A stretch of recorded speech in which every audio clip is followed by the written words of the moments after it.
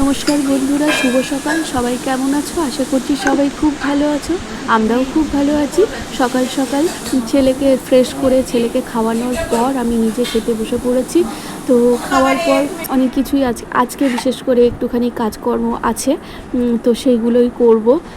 তার জন্য আগে খেয়ে নিচ্ছি, তারপরে স্নান করে পুজো দিয়ে তারপরে একটা বিশেষ দিন আমাদের কাছে আজকে, সেই দিনটাই আমি তোমাদেরকে বলবো যে কী দিন আজকে, ভিডিওতে আজকেই বলবো। তো আজকের দিনটা মানে একটা স্মরণীয় দিন আমাদের কাছে। আমার মানে কি বলবো, আজকে হচ্ছে আমার শাশুড়ি মায়ের মৃত্যুবার্ষিকী, পঞ্চমতম মৃত্যুবার্ষিকী।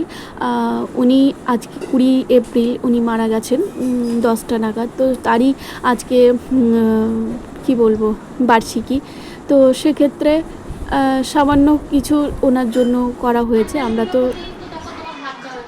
হাজব্যান্ডই আমায় বলল যে তুমি একটু মায়ের কপালে চন্দন দিয়ে দাও। তো সেজন্যই আমি কপালে চন্দন দিচ্ছি।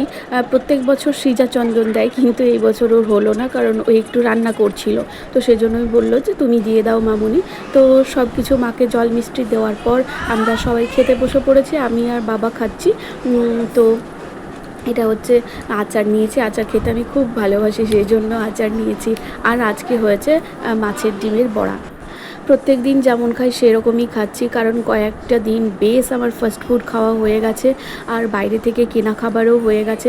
সেই জন্য হাজব্যান্ড আগের দিন খুব বকাবকি করেছিল। যেদিন আমি লাস্ট বিরিয়ানি খেলাম সেদিন বলল এটাই কিন্তু তোমার এখন কয়েকদিনের জন্য খাও, পরে কিন্তু 2-3 মাস পর আবার খাবে বা পুজোতে খাবে, এরকম। এখন বিরিয়ানি আর খাবে না। শরীর যদি ভালো রাখতে চাও তাহলে কিন্তু এখন আর খেও না।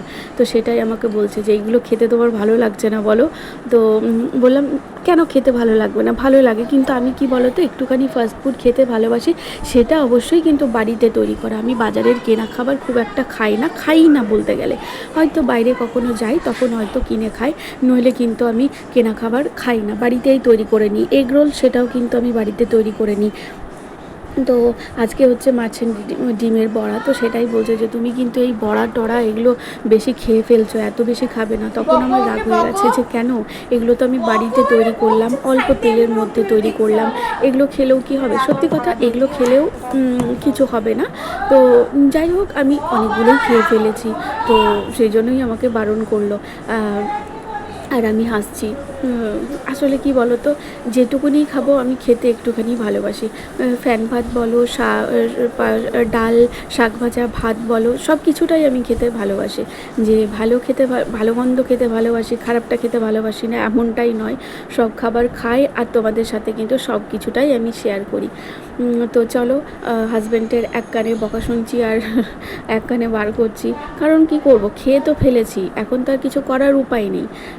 যেহেতু আমার থাইরয়েড আছে, প্রেগনেন্সির সময়ই আমার থাইরয়েড ধরা পড়েছে। আর সেই যে থাইরয়েড ধরা পড়েছে, আমি হয়তো যতদিন বাঁচবো ততদিন হয়তো থাইরয়েডের ওষুধ আমাকে খেয়েই যেতে হবে। আর নিজেকে অনেকটাই মেনটেনে রাখতে হবে, কারণ আমি অনেকটাই মোটা হয়ে গেছি। সেই মোটাটা আমাকে কি বলবো, একটু পাতলাও হতেই হবে। কি করব, এখন আমি পাচ্ছি না, কারণ ছোট বাচ্চা তো, ছোট বাচ্চাকে নিয়ে কোনো রকম কিছু করা যায় না। তো চলো খেয়ে নিই, আবার ভিডিও নিয়ে আসছি তোমাদের সাথে। তো চলো, তোমরাও খাও, আমিও খাচ্ছি। তোমরা দুপুরে কি কি খাচ্ছ আমাকে কমেন্ট করে বলবে, আর আমি কি খাচ্ছি তোমাদেরকে তো দেখিয়ে দিলাম। আর তোমরা সকলে কি খাচ্ছ তো আমাকে কমেন্ট করে বলবে। এখনকার মতো আমি খেয়ে নিই, বিকেলে আবার আসবো। ছেলে আমার ভীষণ তরমুজ খেতে ভালোবাসে, দেখো চুপটি করে বসে আছে তরমুজ খাবার জন্য। ও সব রকমই ফল মোটামুটি মানে যে কটা দিচ্ছি সে কটা মোটামুটি খাই। তারই মধ্যে যেমন অরেঞ্জ, কমলালেবু, তরমুজ, আঙ্গুর, এগুলো। আর আগে আপেল খেত, এখন আপেল একদমই খেতে চায় না। দেখো খাবার জন্য কীরকম করছে। হ্যাঁ, কিন্তু এটা ভাতও বসে বসে একদমই খেতে চায় না, ভাতও একদমই খেতে চায় না। তার মধ্যে আমার একটা ভুল আছে, ওকে যেসব সেদ্ধগুলো দিই তার মধ্যে গাজর আর পেঁপে আমি দেখেছি এই দুটো পড়লে আমার ছেলে একদম খেতে চায় না। সেই জন্য আমাকে এই দুটো আমি একটুখানি কয়েকদিনের জন্য স্কিপ করব। দেবার মধ্যে শুধুমাত্র আছে মিষ্টি আলু, মিষ্টি কুমড়ো, ঘরে যে আমরা যে আলু দিয়ে রান্না করে খাই সেই আলু। তো এগুলো দিয়েই দেবো, কিচ্ছু করার নেই। আমার ছেলের আবার মুখের তৃপ্তি অনুযায়ী খায়। এই যে এটা আর সত্যি কথা, তরমুজটা ভীষণ মিষ্টি। বাবা খেতে ভালো, খেতে ভালো বাবা, এইদিকে খেতে ভালো, খেতে ভালো, টেস্টি টেস্টি টেস্টি টেস্টি। আমার ছেলে টেস্টি, ও মানে জিভ চেটে দিয়ে দেখিয়ে দেয় কি সুন্দর বসে আছে। মানে এইরকম যদি ও ভাত খাবার সময় বসে থাকে তাহলে তো হয়। তো খেয়ে নিক তরমুজ।